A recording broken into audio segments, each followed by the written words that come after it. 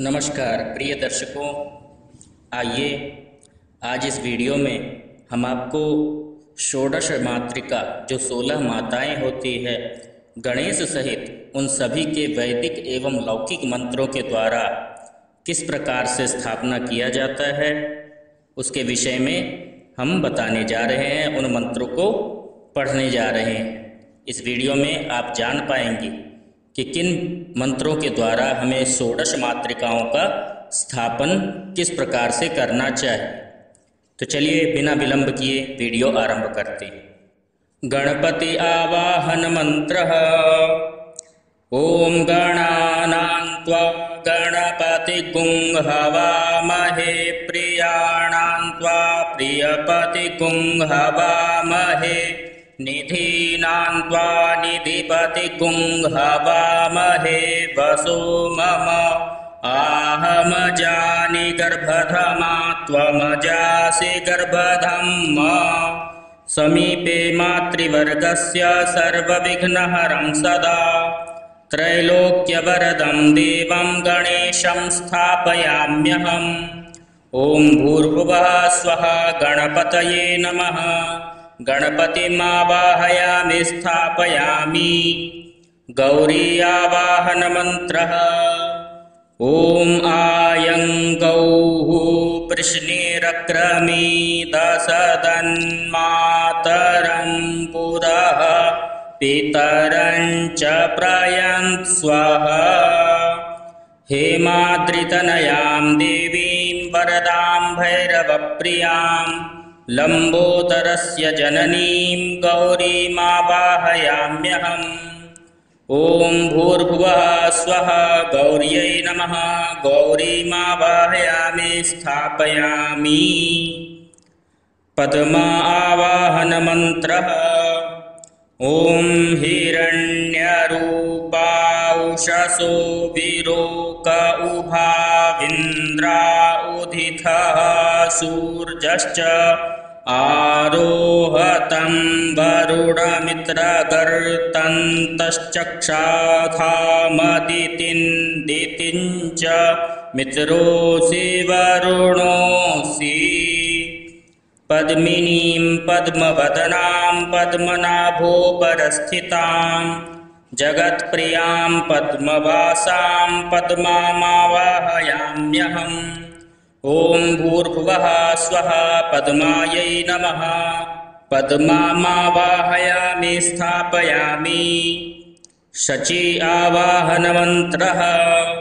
ॐ निवेशनः संगमनो वसूनां विश्वारूपाभिचष्टे शचीभिः देव इव सविता सत्यधर्मेन्द्रो न तस्थौ समरे पथीनाम्।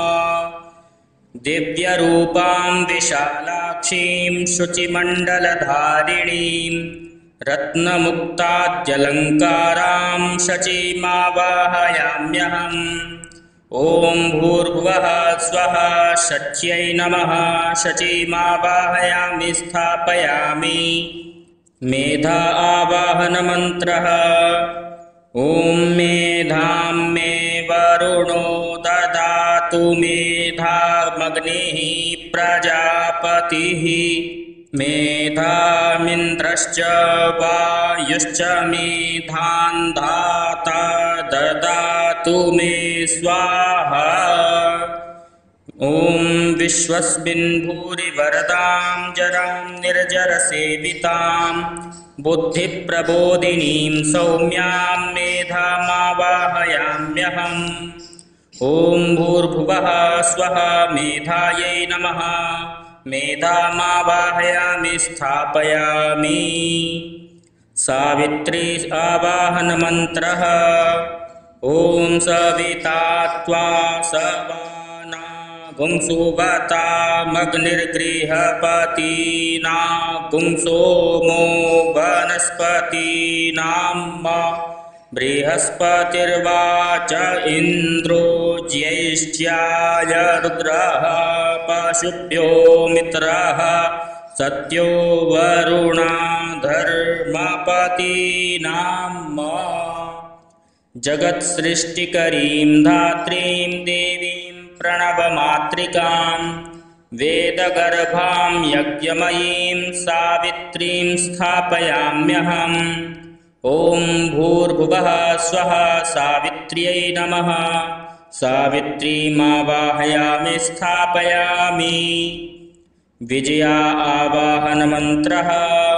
ॐ विजयन् धनुः कपर्दिनो विशल्यो बाणवा उत अनेशन्नस्य जायिखव आभुरस्य निखङ्गधिः सर्वास्त्रधारिणीं देवीं सर्वाभरणभूषितां सर्वदेवनुतां ध्यातां विजयां स्थापयाम्यहम्। ॐ भूर्भुवः स्वः विजयायै नमः। विजयामावाहयामि स्थापयामि। जया आवाहनमन्त्रः।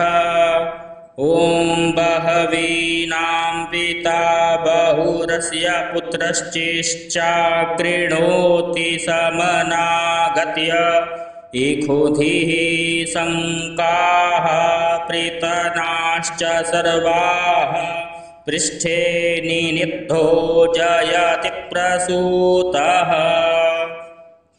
सुरारिमथिनीं देवीं देवानां भयप्रदां त्रैलोक्यवन्दितां देवीं जयामावाहयाम्यहम्। ॐ भूर्भुवः स्वः जयायै नमः। जयामावाहयामि स्थापयामि। देवसेना आवाहनमन्त्रः। ॐ इन्द्र आसान्नेता बृहस्पतिर्दक्षिणा जज्ञाः पुर एतो सोमः देवसेनानामभिभञ्जतीनां जयन्तीनां मरुतो जन्त्वग्रह्म। मयूरवाहनां देवीं खड्गशक्तिधनुर्धराम् आवाहये देवसेनां तारकासुरमर्दिनीम्। ॐ भूर्भुवः स्वः देवसेनायै नमः। देवसेनामावाहयामि स्थापयामि। स्वधा आवाहनमन्त्रः। ॐ पितृभ्यः स्वधायिभ्यः स्वधा नमः। पितामहेभ्यः स्वधायिभ्यः स्वधा नमः। प्रपितामहेभ्यः स्वधायिभ्यः स्वधा नमः। अक्षन्पितरो मीमदन्तपितरोति त्रिपन्तपितरः पितरः शुन्धध्वम् कव्यमादाय सततं पितृभ्यो या प्रयच्छति पितृलोकार्चितां देवीं स्वधामावाहयाम्यहम्। ॐ भूर्भुवः स्वः स्वधायै नमः। स्वधामावाहयामि स्थापयामि। स्वाहा आवाहनमन्त्रः। ॐ स्वाहा प्राणेभ्यः साधिपतिकेभ्यः पृथिव्यै स्वाहाग्नये स्वाहान्तरिक्षाय स्वाहा वायवे स्वाहा। हविर्गृहीत्वा सततं देवेभ्यो या प्रयच्छति तां दिव्यरूपां वरदां स्वाहामावाहयाम्यहम्। ॐ भूर्भुवः स्वः स्वाहायै नमः। स्वाहामावाहयामि स्थापयामि। मातृ आवाहनमन्त्रः। ॐ आपो अस्मान्मातरः शुन्धयन्तु घृतेन नो घृतवः पुनन्तु विश्वगुंहिरिप्रं प्रवहन्ति देवी रुदिताभ्यः शुचिरापूत एमि दीक्षा तपसोस्तनूरसि तान्त्वा शिवा गुंशगमां पदिदे भद्रं वर्णं पुख्यन्न आवाहयाम्यहं मात्रीः सकलालोकपूजिताः सर्वकल्याणरूपिण्यो वरदा दिव्यभूषिताः। ॐ भूर्भुवः स्वः मातृभ्यो नमः। मातृमावाहयामि स्थापयामि। लोकमाता आवाहनमन्त्रः। ॐ रयश्च मे रायश्च मे पुष्टञ्च मे पुष्टिश्च मे विभुच मे प्रभुच मे पूर्णञ्च मे पूर्णतरञ्च मे कुयवञ्च मे क्षितञ्च मे नञ्च मे क्षुच्च मे चज्ञेन कल्पन्ताम्। आवाहये लोकमातृर्जयन्ती प्रमुखाः शुभाः नानाभीष्टप्रदाः शान्ताः सर्वलोकहितावहाः। ॐ भूर्भुवः स्वः लोकमातृभ्यो नमः। लोकमातृः आवाहयामि स्थापयामि। धृति आवाहनमन्त्रः। ॐ यत्प्रज्ञानमुत चेतो धृतिश्च ज्योतिरन्तरमृतं प्रजासु यस्मान्नरिते किञ्चन कर्म क्रियते तन्मे मनः शिवसङ्कल्पमस्तु। सर्वहर्षकरीं देवीं भक्तानां भयप्रदां हर्षोत्फुल्लास्यकमलां धृतिम् आवाहयाम्यहम्। ॐ भूर्भुवः स्वः धृत्यै नमः। धृतिमावाहयामि स्थापयामि। पुष्टि आवाहनमन्त्रः।